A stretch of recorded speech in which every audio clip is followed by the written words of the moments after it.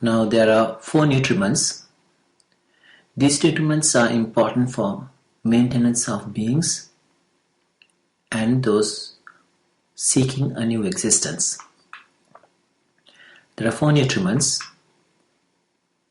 The first one is the physical nutriment. It could be gross or subtle. In Pali, this is called Kabalinkara Ahara. This is basically the food and the food we eat and drink.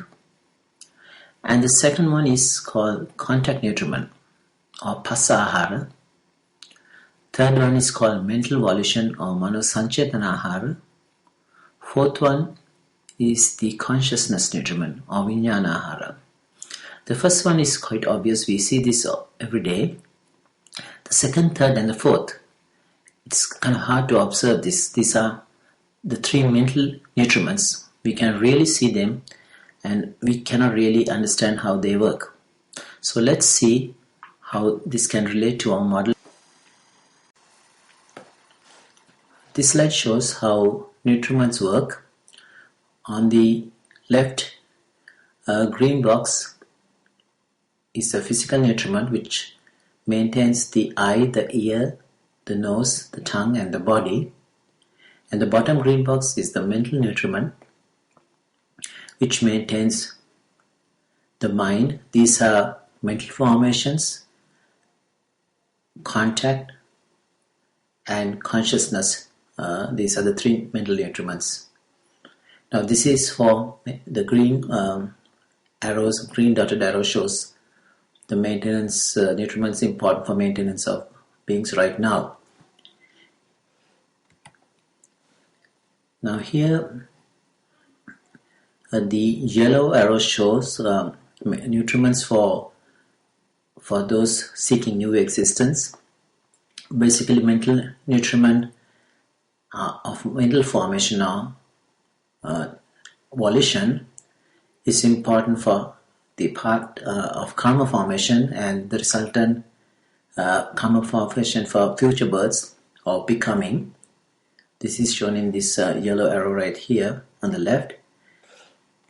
And also the consciousness nutriment, the mind consciousness specifically, which becomes a rebirth consciousness or stream of consciousness, is important for the future birth or for those who seek a new existence. And that's where the rebirth consciousness links with the future name and form.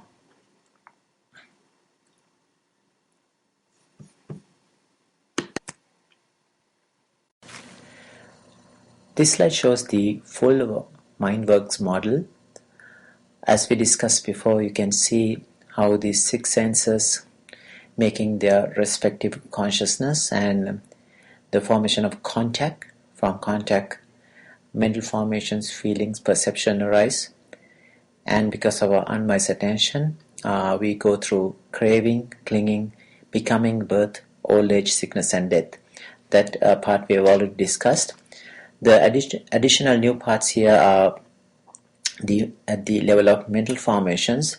The main mental formation is volition, which gives rise to your verbal action and bodily action. So verbal action and bodily action are just the vehicles for your volition. So this is where the karma forms, and you can see the karma formation, and the resultant karma formation is basically becoming. Becoming is the karmically active part of existence. Now here I have also added the rebirth process here, where on the right extreme you see the mind consciousness, the purple box, which is shown in yellow circle, and after that there is this mind consciousness meets a new name and form, and basically without the consciousness, the name and form cannot survive, or without the name and form consciousness can survive. We've already discussed this on the name and form. So together the new birth arises. The birth is the generation of 6 sense media and the 5 aggregates, and back again the yellow arrows on the left side, we start the 6 senses back again, and it continues. So the white arrow shows what is presently confirmed by sutras. The yellow arrows are the future connections, which is confirmed by sutra. The pink dotted arrows are yet to be confirmed. These are the proposed mechanisms. So you can see from this diagram how everything comes together in one unit.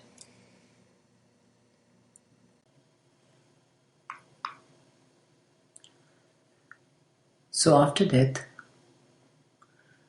mind consciousness or stream of consciousness finds a new name and form in an embryo,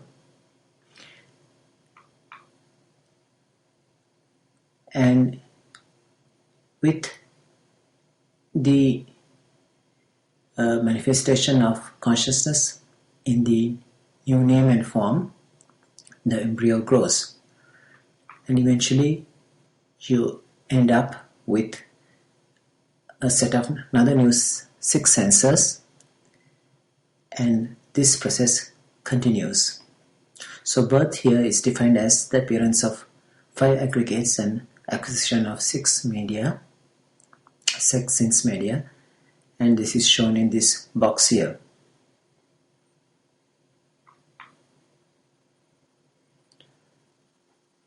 Now what is the main bait for craving?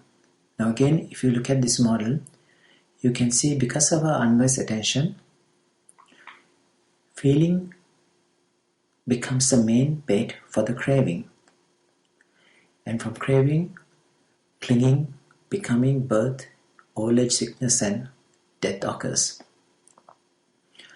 There's also some influence by perception and mental formations for craving. It's described in some sutra, but the main bait is the feeling which continues the dependent origination, and this is what's being shown over and over again in sutras. As a feeling is the immediate step for craving.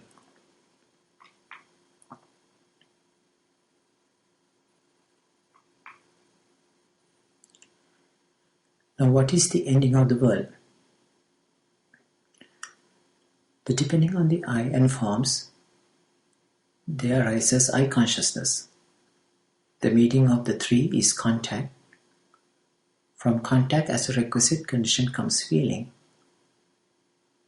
From feeling as a requisite condition comes craving.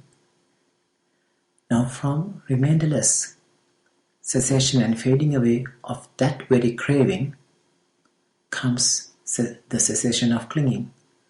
From cessation of clinging comes the cessation of becoming. From cessation of becoming comes cessation of birth. From the cessation of birth, then aging, death, sorrow, lamentation, pain, distress, despair all cease. Such is the cessation of the entire mass of stress and suffering. This is the ending of the world. This is again described in Loka Sutra. Let's see how we can apply this to our model. And before that, we need to know what craving is. Let's define craving. There are 3 types of cravings. The craving for sensuality, craving for becoming, craving for non-becoming. In Pali, this is called Kama Tanha, Bhava Tanha, Vibhava Tanha. Now in one sutra called Mahakotita Sutra, 2 monks discuss how craving happens. Venerable Sariputta asks Venerable Kotita, is the I attached to the object or the object attached to the I? The correct answer is neither. So what binds these two?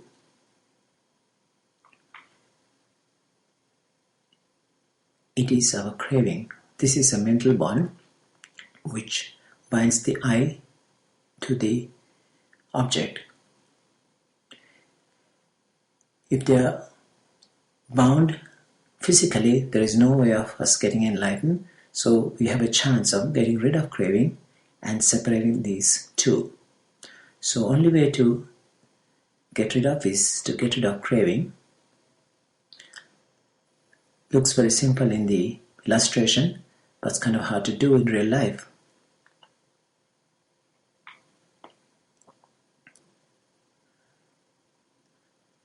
These are the areas where craving arises. They are all shown in red stars. When there is a delightful object, a delightful sound, a smell, a taste, a touch, or mind object, craving arises. Same is true at the level of eye consciousness, contact, perception, feeling, mental formations, applied and sustained thoughts, and mental proliferation. This is where craving arises, and this is where craving ceases. This is well described in the 4 foundations of mindfulness under the 4 noble truths. So, the idea is to get rid of the craving. If the craving is no more, we don't cling to this world anymore. So, this is the ending of the world. So, to get rid of craving is our goal.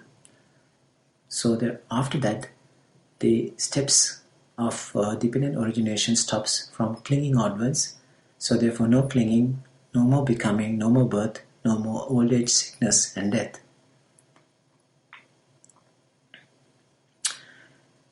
I've already told you where karma forms. This is another illustration of this.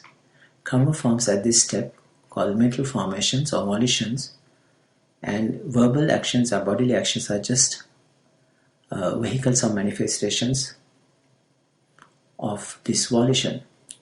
The resultant karma formation for future birth is called becoming, or bhava in Pali, and your karma will determine your future birth.